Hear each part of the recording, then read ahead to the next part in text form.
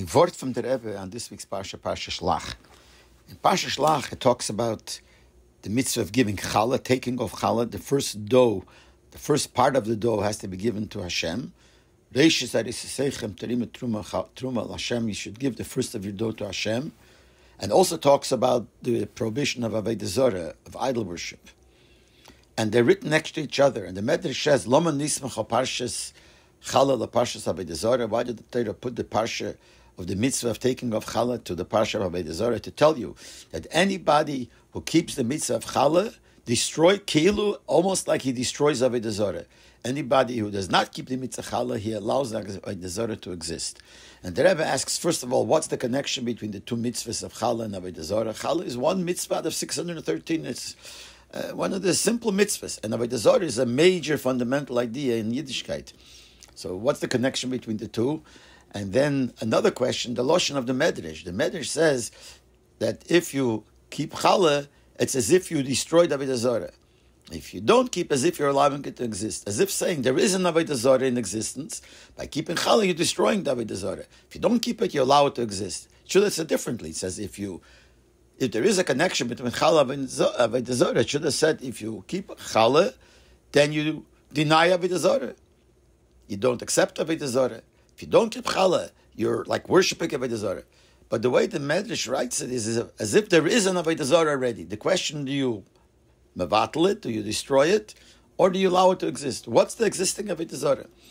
And the Rebbe explains it like this. We know the mitzvah of challah, the purpose of the mitzvah of challah, the kavod the mitzvah of challah, to show that you believe everything's from the Eibishter.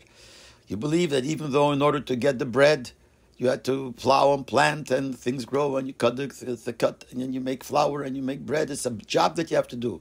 And nevertheless, you have to realize that this is all from Hashem. Hashem wants you to do it because He wants everything to be done in Derech HaTeva, naturally.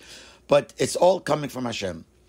And how do you express that? By taking off the first and the best piece you take off and you give to the Eibishter. You give it to the Kohen, but really it's to the Eibishter. And by doing that, you show that you really recognize that everything comes from Hashem. What's the meaning of avodah zarah? Simple avodah zarah is you bow down to an idol. But the deeper meaning of avodah zarah is if you believe that there is another existence besides Hashem. Really, Einid Milvad is nothing but Hashem. And if you believe there's another existence, then that's a certain degree of avodah zarah. The way Hashem made the world, naturally, superficially, there's nothing that shows the existence of Hashem. You have to work hard. You have to think about it. You could come to that recognition. But the world itself doesn't show that. So basically, it's almost like saying that the world itself is a form of avodah zarah. Just the teva of the world, it makes you think that there is a mitzias other than Hashem. And that's existing avodah zarah before you start. What Hashem wants is that we should destroy that avodah zarah. We should bring into the world the recognition of Hashem. And that's what the Medrash means. That if you keep the mitzvah of challah, you're destroying the avodah zarah, the original avodah zarah that's there. By looking at the world, it seems like there's a metzias, there's a avodah zarah. By keeping challah and showing that everything comes from Hashem, that you're destroying that existing avodah zarah. If you don't do the mitzvah of challah, then you're just continuing. You're allowing the avodah zarah to continue. The avodah zarah of the world looks like you're allowing it to continue.